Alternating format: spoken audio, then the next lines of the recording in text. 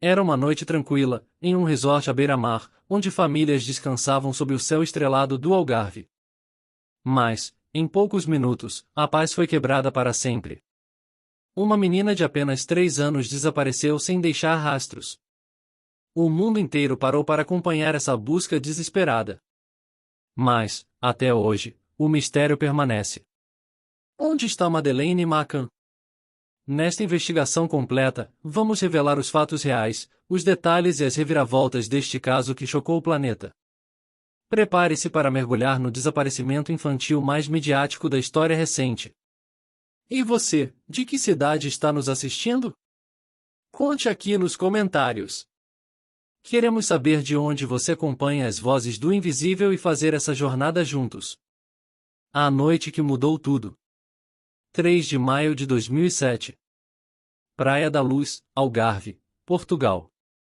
Uma pequena cidade litorânea conhecida por suas ruas tranquilas, praias encantadoras e um fluxo constante de turistas estrangeiros. Naquele início de primavera europeia, o clima era perfeito para famílias em férias.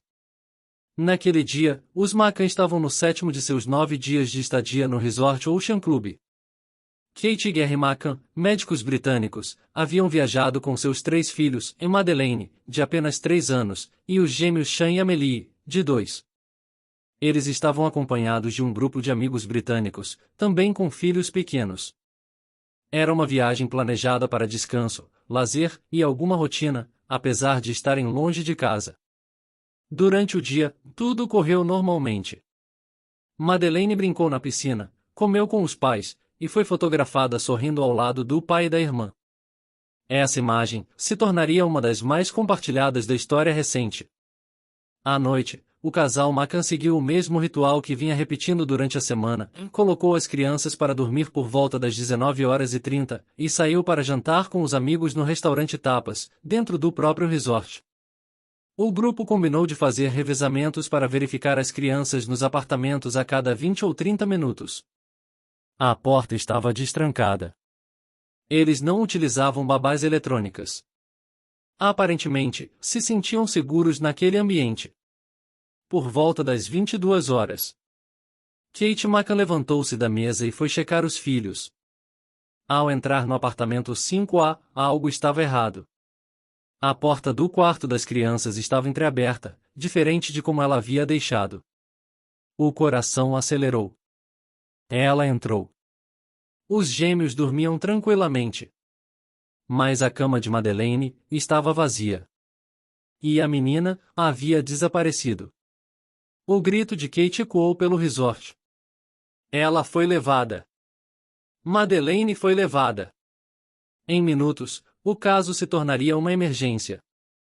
E logo, uma comoção internacional.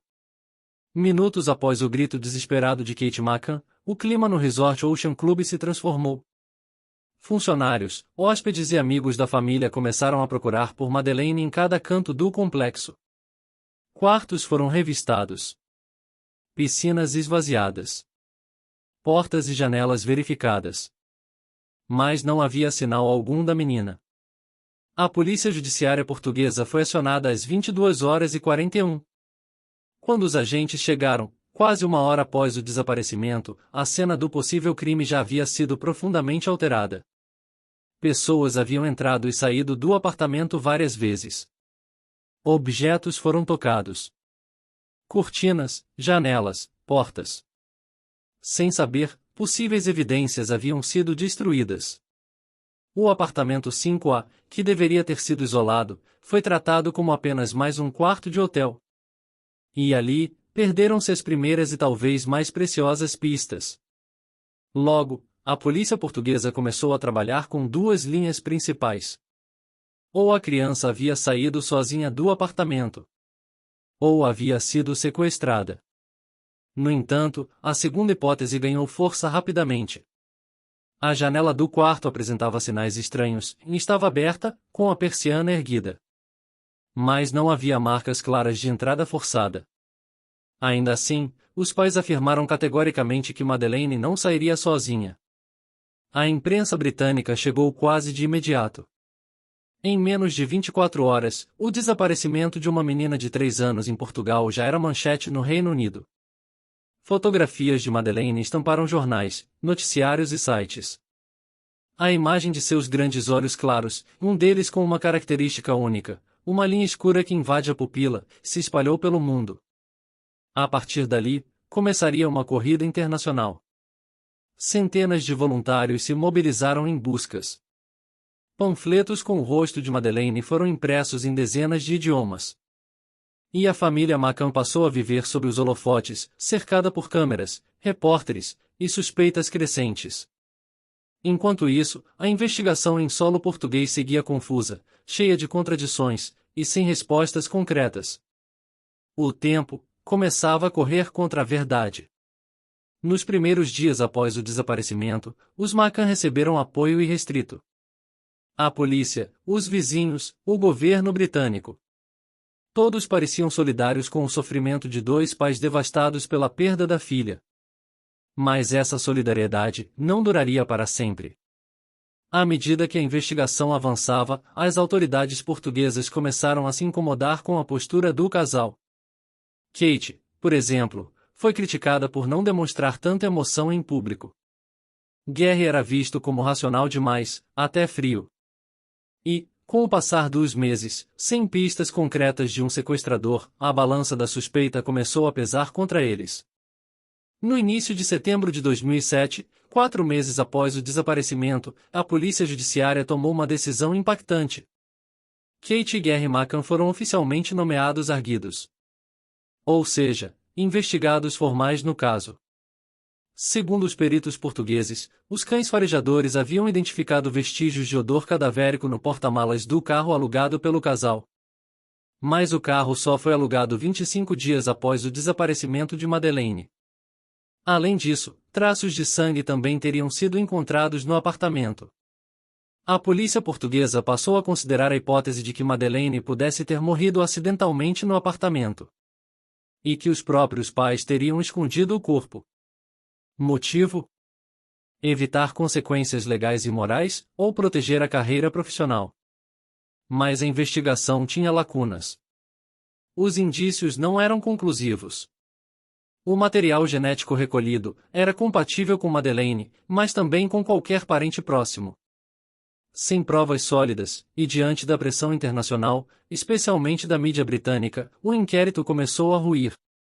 Em julho de 2008, o Ministério Público Português arquivou o caso por falta de provas. E retirou o status de arguidos dos McCann. Mas, mesmo inocentados formalmente, a dúvida já estava plantada. Na imprensa, nas redes sociais, e na opinião pública. O casal deixou de ser apenas vítima. E passou a carregar o fardo de uma suspeita que nunca foi totalmente apagada, enquanto a investigação portuguesa se enrolava em contradições. Kate e Gary McCann começaram a construir uma força paralela. Uma campanha internacional sem precedentes, para encontrar a filha. Apoiados por profissionais de relações públicas, advogados e conselheiros de imagem, os McCann criaram o Find Madeleine Fund. Um fundo que arrecadaria recursos para financiar buscas, contratar detetives particulares, e manter a imagem de Madeleine viva nos noticiários. Em menos de um ano, milhões de libras foram doadas por pessoas comuns. E até celebridades.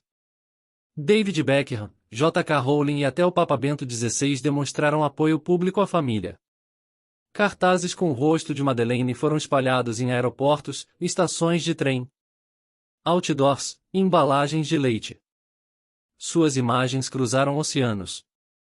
Na internet, fóruns e comunidades tentavam ajudar. Mas também alimentavam teorias, muitas delas, infundadas.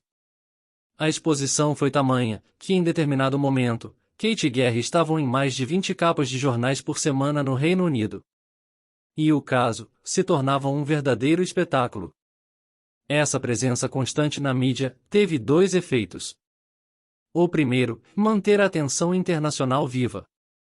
O segundo, minar a credibilidade dos próprios pais, principalmente entre os portugueses. Muitos começaram a questionar: por que tanta exposição? Por que continuam na televisão, sorrindo, dando entrevistas? Estão realmente em luto, ou tentando manipular a opinião pública? A desconfiança cresceu. Enquanto isso, denúncias falsas se multiplicavam. Videntes diziam saber o paradeiro da menina. Fotos circulavam, supostamente mostrando Madeleine em países tão distantes quanto Marrocos, Índia e até o Canadá. Mas nenhuma dessas pistas se confirmava.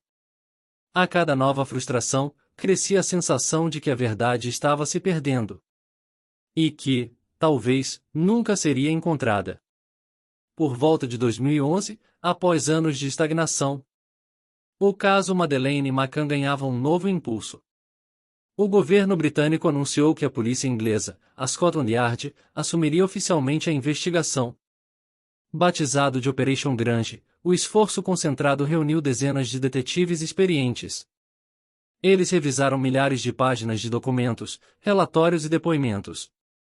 A entrada da Scotland Yard trouxe uma nova esperança para a família McCann e para o público que acompanhava o caso mundo afora. Durante essa nova fase, em 2013, surgiu um dos principais suspeitos até hoje. Christian Bruckner, um homem alemão, condenado por vários crimes sexuais, e que residia perto da região do desaparecimento de Madeleine na época do ocorrido. Bruckner já havia cumprido pena por abuso sexual de uma menor, e estava preso na Alemanha por outros crimes. As autoridades alemãs cooperaram com a Scotland Yard, trocando informações e evidências. Entretanto, até hoje não há provas concretas que liguem Bruckner diretamente ao desaparecimento de Madeleine. Ele nunca foi formalmente acusado pelo desaparecimento. Mas a polícia inglesa segue considerando sua possível ligação. A reabertura do caso reacendeu o interesse da mídia. Novas teorias surgiram. Mas, em meio a tanta informação, pouco se sabia de fato sobre o paradeiro da menina. O que permanece claro é que o desaparecimento de Madeleine McCann ainda é um dos maiores mistérios criminais do século XXI. E que o tempo que passou só tornou a busca pela verdade mais difícil. O desaparecimento de Madeleine McCann reverberou muito além dos limites do Algarve e do Reino Unido. Este caso transformou-se em um marco global, influenciando a forma como o mundo lida com desaparecimentos infantis. Na esfera cultural, o nome de Madeleine se tornou sinônimo de mistério e tragédia. Livros, documentários, filmes e séries foram produzidos. Alguns buscam esclarecer fatos, outros exploram teorias e controvérsias. Na internet, fóruns e grupos dedicados debatem até hoje as possíveis soluções para o enigma. Além disso, o caso pressionou governos e organizações a repensarem protocolos de segurança para crianças. Em vários países, novas leis foram criadas para agilizar buscas e investigações em desaparecimentos. Ferramentas tecnológicas foram adotadas, como sistemas de alerta rápido e monitoramento digital. Organizações não governamentais ganharam maior visibilidade, e campanhas de conscientização foram intensificadas. Para os McCann, a luta continuou em outro campo, o pessoal e judicial. Ao longo dos anos, enfrentaram processos por difamação contra aqueles que divulgaram teorias falsas sobre seu envolvimento. Também passaram por momentos de crítica feroz e de solidariedade mundial. Até hoje, a ausência de Madeleine é sentida como uma ferida aberta na memória coletiva. Seu rosto, eternizado na infância, nos lembra do quanto vulneráveis são as crianças, e do quanto delicada pode ser a linha entre esperança e desespero. O caso permanece oficialmente em aberto. Mas, passados mais de 18 anos, poucas certezas foram alcançadas. A busca por Madeleine McCann é um chamado à vigilância, à empatia e à coragem para enfrentar os mistérios que insistem em permanecer ocultos.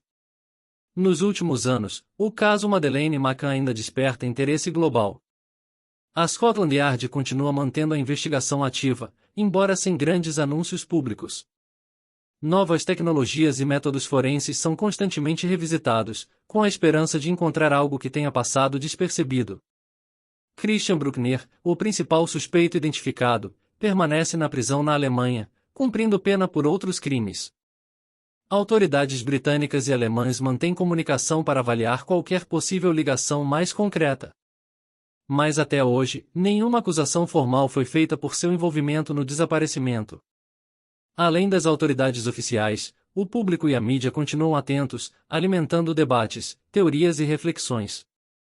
Muitos casos de crianças desaparecidas hoje são comparados ao de Madeleine, seja pela repercussão, seja pela complexidade da busca. A família McCann mantém a esperança de que, um dia, a verdade virá à tona. Apesar do desgaste emocional, continuam empenhados em buscar respostas. Kate e Gary evitam hoje exposição excessiva, focando em causas sociais e prevenção de desaparecimentos. O desaparecimento de Madeleine McCann permanece um enigma que desafia a justiça, a mídia e o mundo. É um lembrete sombrio da vulnerabilidade infantil e da urgência em proteger os mais indefesos. Enquanto a verdade não se revela, fica a pergunta que ecoa há quase 2 décadas. Onde está Madeleine McCann? E o que realmente aconteceu naquela fatídica noite de 3 de maio de 2007? O desaparecimento de Madeleine McCann continua sendo um mistério sem respostas claras. Um caso que atravessa fronteiras e gera perguntas que ecoam até hoje. Se você se interessa por histórias reais, mistérios e investigações profundas, aqui no Vozes do Invisível temos muitos outros casos que vão prender sua atenção. Não deixe de se inscrever no canal para acompanhar novas histórias que desafiam a lógica e a razão. Deixe seu like para ajudar o canal a crescer, e compartilhe sua opinião aqui nos comentários. Queremos saber qual caso você quer que investiguemos a seguir. Obrigado por assistir, e até o próximo mistério.